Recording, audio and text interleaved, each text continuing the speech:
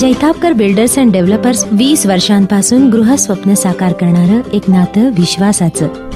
मुख्यमंत्री ग्रामसडक योजनेतून देवगड तालुक्यातील कोटकामते खुडी दाबलवाडी रस्त्याचे भूमिपूजन करण्यात आले।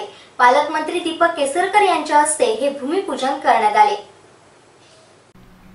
मुख्यमंत्री ग्रामसडक योजनेतून 3.84 किलोमीटर अंतरासाठी 2,08,26,000 एवढा निधी मंजूर झाला असून यातून देवगड तालुक्यातील विविध रस्त्यांची भूमिपूजन करण्यात आली। पालकमंत्री दीपक केसरकर यांच्या हस्ते हे भूमिपूजन करण्यात आले।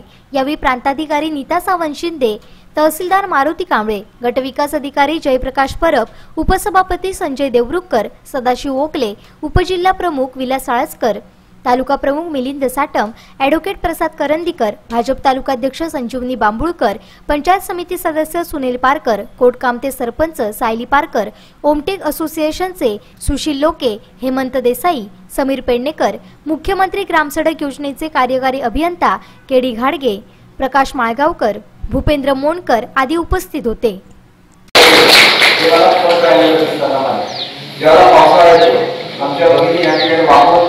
भाताचा रोग लावतात, परत दसरा आला की खाली वापरून भाताचा रोग लावतात। तुम्ही थोडंसं वय वाढलं की पाठीची दुखणं सुरू होतात। पुढच्या काळामध्ये की ज्या ज्या गावामध्ये जाईल मला एकाही ठिकाणी भगिनी अशी वाचलेली दिसतानामध्ये तुम्ही ताटमाने उभं राहायला पाहिजे। जेवढी मशीन्स लागतील सगळी मशिनरी तुम्हाला पुरवण्यात येईल आणि तुमचे बचत गट करण्यात येतील आणि तुमच्या शेतामध्ये जे भाताचं पीक आहे यंत्र असं असेल की तुम्ही शेतावर एका यंत्र घातलं ते सगळं भात कापून तुमच्या पोट्यामध्ये सुद्धा ते यंत्र बनवून देतात। अशी यंत्र तुमच्या घराघरापर्यंत पोहोचवण्यात येईल। सगळ्यांना एक यंत्राची एक बँक फंड असतात 25 लाखाची प्रत्येक गावासाठी दिली जाणार आहे आणि विशेषतः मी इथे येणार तो 12:30 वाजता 3:30 तास येऊ शकलो नाही कारण 2 महत्वाचे महोत्सव होते आज जिल्ह्यामध्ये। 3.84 किलोमीटरचा आणि 2 कोटी रुपयाचा खर्च याचा रस्त्याला येणार। जो हा रस्ता नाही या पुढच्या टप्प्यामध्ये हायवे पर्यंत जाणारा सगळा रस्ता बऱ्याच गाड्यांमध्ये असं दिलेला आहे। तो साधारण किती तेवढाच जवळजवळ 2.5 कोटीचा।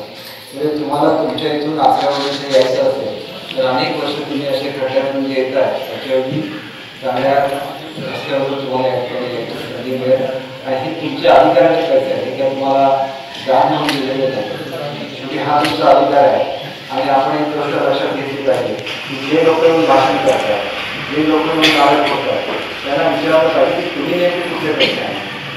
मोठा एक कार्यक्रम वैभववाडीमध्ये झाला, लोकांना म्हणजे वैभववाडी ग्रामपंचायतीने करते ते सुद्धा जिल्हाधिकारी मंडळातून गेलेले होते। तर निमंत्रण केलेल्या लोक सौजन्य लोक दाखवत नाही त्यांना पुढच्याला निधी द्यायचा नाही याचा सुद्धा मला विचार करायला लागेल। विशेषतः मला तुम्हाला सांगायचं आहे की देवगड तालुक्यात ज्याला निधी देतो तेव्हा आवर्जून माझे आमदार गोष्टी साहेब असतील, स्वतः उभे असतील, माझे अरुणभाई दुर्गडकर असतील, सगळ्यांची कामं दिलेली असतात। आता आमदार निधी नाही, आमदार निधी सगळ्यांना 2 कोटी रुपये असतात आणि एका रस्त्याला 2 कोटी रुपये तुमच्या नुसत्या एका तालुक्याला देवगड तालुक्याला 15 ते 20 कोटी रुपये दिले। कोल्हापूर येणारा जो रस्ता आहे त्याला जवळजवळ 100 ते 125 कोटी रुपये दिले। ज्याचा विचार सुद्धा आपण करू शकत नाही अशा तऱ्हेचे रस्ते या तालुक्यामध्ये निर्माण होतात। हे का होतंय याला आपासाहेब जोगटे पुण्याले पहिल्यांदा जेव्हा मंत्री करतो त्याला सर्वप्रथम आपासाहेब जोगटेंच्या घरी गेलो, त्यांच्या स्मृतीला वंदन केलं। त्याला आमदार कसा असावा, आमदार हा जनतेच्या तळागाळामध्ये सामील झालेला आमदार असावा, त्याला जनतेच्या दुःखाची जाणीव असावी आणि तर तो आमदार 5-5 वर्ष निवडून येऊ शकतो। जेव्हा आपण काहीतरी केलं असं भागवायचं मी तुम्हाला साधं एक उदाहरण देतो की आपल्या शेजारचे जे जिल्हे आहेत त्याला सगळ्या नगरपालिका म्हणून आपल्यापेक्षा दुप्पट नगरपालिका 4 कोटी रुपये दिले जातात। आमच्या एका जिल्ह्यामध्ये एका नगरपालिकेमध्ये 5-5 कोटी रुपये देतो त्याला गावाला रस्ते झालेले दिसतात।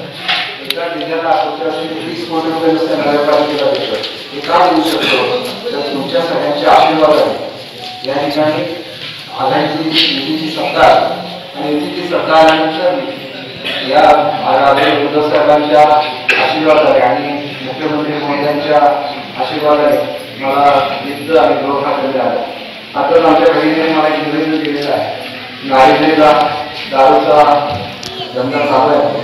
मी तुम्हाला खात्री देतो 8 दिवसाच्या आत हे राज्य बंद झाले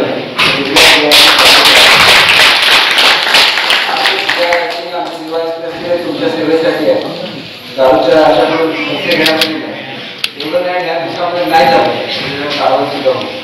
तुमची जी आलेली आहे जिजूबाईंचं काम मी आता लिस्ट घेऊन आलो नाही, खरं तर मी आता आपल्या प्लेन असं सांगितलेलं की ज्या ज्या भागामध्ये जाईल तिथले हेतू घ्या. केवळ म्हणून जर समजा या लिस्टमध्ये तुमचं कवर्ग पर्यटनामध्ये नसेल आणि कवर्ग पर्यटनामध्ये मंजूर झालेलं असेल तर मार्च नंतर तुमच्या जिजूबाईच्या ह्याला निश्चितपणे 8 ते 10 लाख रुपये दिले जातील. त्या ठिकाणी भक्त निवास बनवा, तुम्ही त्यांची सेवा करता, तुम्ही ज्या देवाला मानता त्यांच्या आशीर्वादाने आज एवढा सुंदर देवगड तालुका बनलेला आहे. ह्या देवगड तालुक्याच्या पुढच्या विकासासाठी तुम्हाला केवळ याच्यामध्ये येणारा रस्ता दिलेला आहे असं नाही, तर विजयदुर्गपर्यंत जाणारा रस्ता दिलेला आहे, तिथून देवगडपर्यंत जाणारा रस्ता दिलेला आहे. आणि ह्या सगळ्या रस्त्यांची किंमत ही 470 कोटी रुपये आहे. सिंधुदुर्गच्या पूर्ण इतिहासामध्ये सगळी जरी रक्कम एकत्र गेली तरी 470 कोटी रुपये होणार नाही. एवढे रस्ते दिल्यानंतर लोकांनी एक विचार केला पाहिजे, हे ते युतीचं शासन आहे, हे युतीचं शासन आपल्यासाठी हे सगळं करत आहे. याचं कारण आपण सुद्धा कोकणाने भरून भरून युतीला मतदान केलेलं आहे. किंवा एक आमदार वगळला तर सगळेच्या सगळे आमदार हे इथून पनवेलमध्ये सगळे आमचे केंद्रीय बाहेरचे आहे. आणि म्हणून आम्हाला ही ताकद उद्धव साहेब देत असतात, मुख्यमंत्री देत असतात, परंतु ही ताकद ही रस्ते पाणी विजय मर्यादित जात नाही. तुमचा विकास झाला पाहिजे.